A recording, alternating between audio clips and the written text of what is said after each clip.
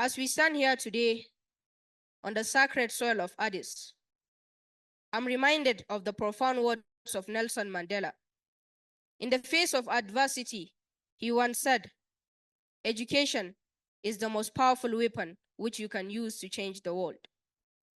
These words, etched in the depths of history, resonate deeply with the challenges we confront in Africa, where the flames of conflict and crisis threaten to engulf the hopes and dreams of our children. Believe me, education is the only tool for the child of a peasant farmer to become the most celebrated icon of tomorrow. Over the past 4 years, the number of out-of-school children has almost doubled. The statistics are staggering. We have witnessed firsthand the challenges faced by children on the continent. In times of crisis, whether due to conflict, climate change, or pandemics, education is often the first casualty. Our schools are destroyed, teachers displaced, and children left without access to learning. The scars of insurgency, deadly pandemics, and the devastating impacts of climate change run deep. The scars of trauma and fear. The echo of the Twinkle, Twinkle, Little Star rhyme that used to reverberate within the walls of our classrooms has now been replaced by booms. It is no longer news that 1 out of every children in West Africa can equally share the stories of a tattered and stolen future. Alas, this estimated demographic rate will either turn into a demographic dividend or eventually into a disaster that will consume all of us. Malcolm X said, and I quote, "Education is the passport to the future, for tomorrow belongs to those who prepare for it today." When the state of emergency is declared, it's like saying our future is crippled. This is the reality of today, because in any instance, education is always dismissed. We are left with no or crippled definition of the future. You will see contempt palpably glaring in the eyes of children yearning for education. Your Excellencies, distinguished ladies and gentlemen, let's ask ourselves this question. Why is it that if any calamity befalls us, education is brutally disrupted? Why is it so easy to make commitments on protecting education, but very hard to implement it?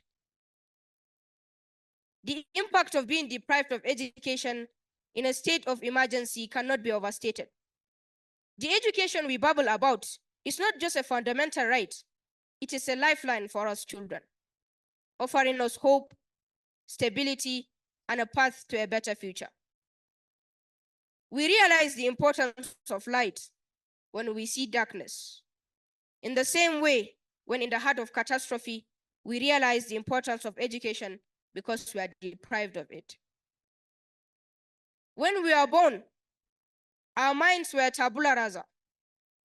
Through the forms of socialization, we tend to adopt a way of association, and of course, everything shown and spoken within the hearing of little children tends towards the formation of character. As I always used to voice out that I'm equally a child of circumstances, born and brought up amidst the sorrowful saga of armed conflict in northeast Nigeria, brutal in destroying the school structures and those who uphold it, under the barbaric shade that Western education is prohibited. With such a story my generation has inherited, it is always sad that the most vulnerable of the people who are at the receiving end of the menace are children. Instead of the peaceful and beautiful culture of African children, who start from the alphabet to become proficient in their pursuits, are now subjected to realities of societal sins which no decent parent and government could find any comfort in their moral palatability. When crisis befalls, it is naturally an occurring dictum of the African communities that education suffers woefully. Protect the future of children. Disabuse our gullible minds that are sadly carried away by fear and depression. Substitute them with the mentality to work hard and achieve excellence despite difficulty. Tutor us on grit for our generation and next to breathe in peace and tranquility. Ladies and gentlemen, where there is a will, there is always a way. And hope continues to spring eternal from the hearts of boys and girls. Let us not dwell solely on the challenges we face, for in every adversity lies the seed of opportunity. Despite the horrors that have befallen us, I stand here not only to share our pain, but to ignite a spark of hope. Let us not allow the darkness of conflict, pandemics, climate change, and all other forms of violence against children to overshadow our aspirations. Our scars may be deep, but they shall not define us. Our resilience is a testament of our powerful spirit. Yet amidst this despair, we yearn for peace. We yearn for a chance to reclaim our stolen childhoods and for the opportunity to shape a future free from the shackles of crisis and other situations of violence. For in the words of Frederick Douglass, it is easier to build strong children than to repair broken men. I wish to call on our leaders, donor agencies, and development partners to please revisit the call to actions we submitted in 2022 at the CAC conference in Nairobi.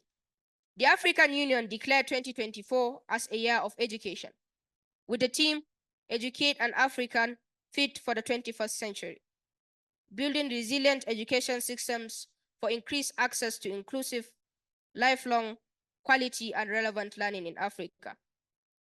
This should not just be on paper, but alive. Therefore, we urge governments, donor agencies, and development partners to provide resources to ensure the implementation of the noble AU Year of Education. AU should set up a body to monitor and evaluate the implementation of the Year of Education and children to be part of it.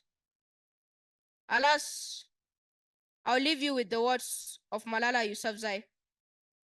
She said, "One book, one pen, one child can change the world." We look forward to seeing an Africa where children will have access to learning without any fear. Thank you very much.